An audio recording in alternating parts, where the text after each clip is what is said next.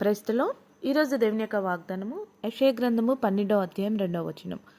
నేను భయపడక ఆయనను నమ్ముకొనుచున్నాను, ఆయన నాకు రక్షణాధారమాయను. దేవుడి వాక్యాన్ని దీవించును గాక. ఆమేన్. అవునండి, భక్తుడు తనకు వస్తున్న ప్రతి పరిస్థితుల్లో భయపడేవారుగా లేక భయపడక దేవుని నమ్ముకొనుతున్నాడండి. అవును, నా దేవుడు నాకున్నాడు.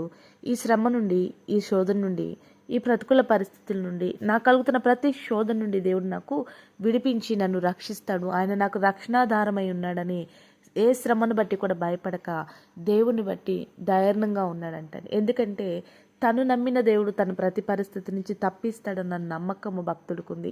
ఈరోజు ఈ వాక్యం వింటున్న నువ్వు ఏ శ్రమ గుండా వెళ్తున్నావో, ఎలాంటి శోధన గుండా వెళ్తున్నావో, ఎలాంటి ప్రతికూల పరిస్థితి గుండా నువ్వు వెళ్తున్నావేమో, కానీ భయపడకు. ఆనాడు భక్తులు దేవుని కలిగి ఉన్నారు, ఈరోజు నువ్వు కూడా అదే దేవుని కలిగి. మన దేవుని ఘనమైన నామంలో ఒక నామం ఏంటంటే నిన్న నేడు నిరంతరం ఏకరీతిగా ఉన్నాడు. అబ్రహాం, ఇస్సాకు, యాకోబు, ఇశ్రాయేలు దేవుడు నీకు నాకు మనందరికి కూడా దేవుడై ఉన్నాడండి. నీవు దేవుని నమ్ముకొని ఉండు, దేవుడు ఖచ్చితంగా నీ రక్షణాధారమే. ప్రతి పరిస్థితిలో ఉన్నాడు దేవుడు నిన్ను విడిపించి రక్షిస్తాడు. అట్రీతిగా ప్రతి ఒక్కరికి దేవుడు సహాయం చేసి రక్షించునుగాక. ఆమేన్. ప్రార్థన చేసుకుందామండి.